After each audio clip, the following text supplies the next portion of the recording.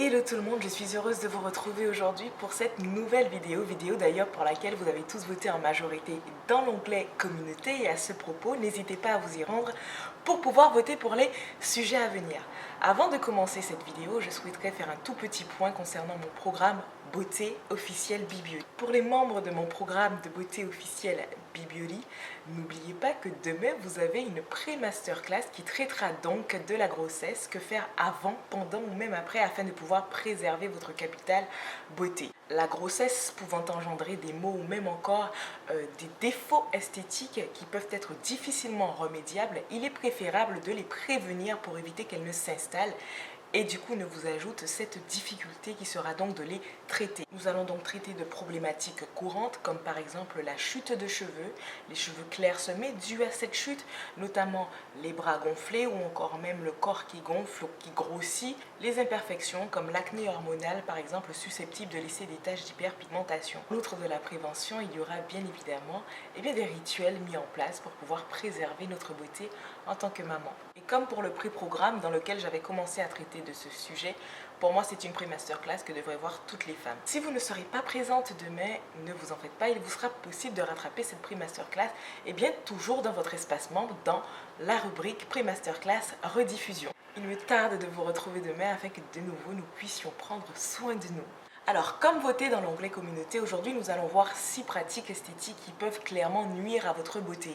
En quoi consiste ce type de vidéo? C'est simplement pour vous mettre en garde contre certaines pratiques esthétiques ou même l'usage de produits cosmétiques qui initialement sont utilisés par nous pour pouvoir nous sublimer, mais qui à contrepartie, quelques temps plus tard ou même dans un délai très court, peuvent clairement nuire à notre beauté. Le but étant d'empêcher le pire d'arriver afin que vous puissiez au plus longtemps que possible conserver votre capital beauté et ne pas être en tout cas complexé par d'éventuels effets secondaires que pourraient vous provoquer finalement des produits et non votre génétique. Nous allons donc commencer par le premier soin cosmétique, soin entre guillemets, puisque clairement ça peut virer au cauchemar, surtout quand on ne maîtrise pas la chose.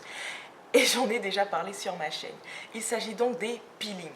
Et bien que j'ai déjà abordé les peelings à achat, il y a aussi les peelings au TCA. Ce type de peeling consiste tout simplement à provoquer une sorte de desquamation en brûlant la couche supérieure de votre peau afin de s'en débarrasser au plus rapidement et au passage des taches d'hyperpigmentation qui seraient éventuellement sur votre peau. Beaucoup de youtubeuses en ont fait l'expérience et ont partagé leurs résultats spectaculaires avec des photos avant-après qui en effet pourraient susciter l'attention de plus d'une femme. Sauf que le problème avec ce type de peeling est que plus ils sont forts et plus ils sensibilisent la peau aux rayons du soleil. Vous contraignons donc à porter des crèmes solaires même quand vous allez vous coucher.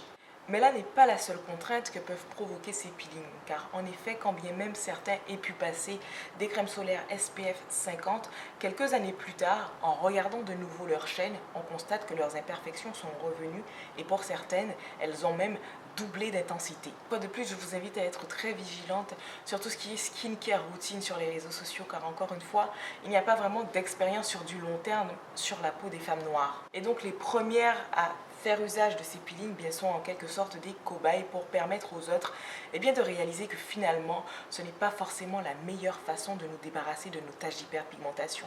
Il est donc dommage de dépenser des fortunes pour pouvoir acheter ce type de peeling, passer l'étape de se brûler la peau, de devoir rester camouflé chez soi, confiné, le temps que celui-ci puisse faire effet, tous ces efforts physiques et psychologiques pour au final revenir à la case départ. Alors le deuxième type de produit qui pourrait éventuellement faire défaut à votre beauté, et là on n'est pas forcément sur du soin, on est plutôt sur du superficiel, à savoir le maquillage conventionnel. En effet, le maquillage conventionnel à base de certaines substances irritantes, voire même toxiques pour les muqueuses, peuvent être un vrai fléau pour vos yeux.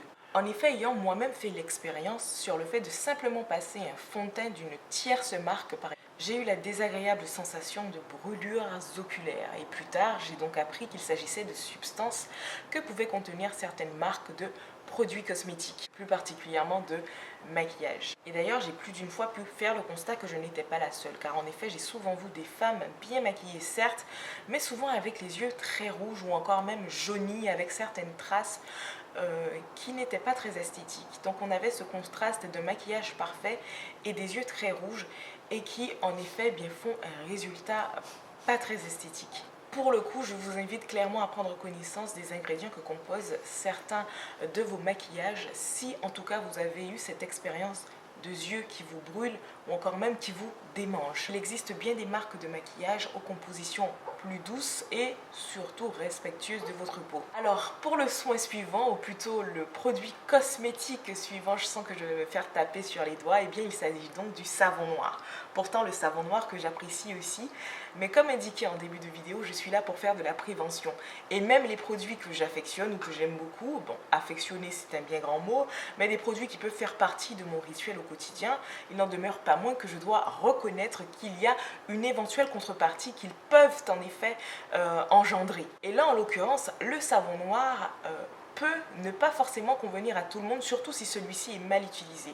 Car en effet, il peut être très asséchant, que ce soit pour la peau ou encore les cheveux. Par expérience, j'ai souvent eu à le diluer pour éviter justement cet effet de sécheresse. D'autres personnes en sont carrément allergiques. S'il y en a qui le reconnaissent, eh bien il y en a qui font mine de ne pas savoir parce que tout simplement c'est un produit qui est tellement tendance, autour duquel on fait beaucoup d'éloges et donc on n'arrive même pas à le soupçonner bien d'une éventuelle allergie ou autre. En sachant que certaines personnes peuvent être allergiques simplement à de l'eau, il vous faut être également attentif à ce que vous utilisez à la maison et qui peut vous paraître le plus banal. Autre produit ou objet cosmétique ou esthétique qui peut également nuire à votre beauté, il s'agit donc du bicarbonate de soude, avec lequel d'ailleurs je prends plaisir à faire mes déos naturels.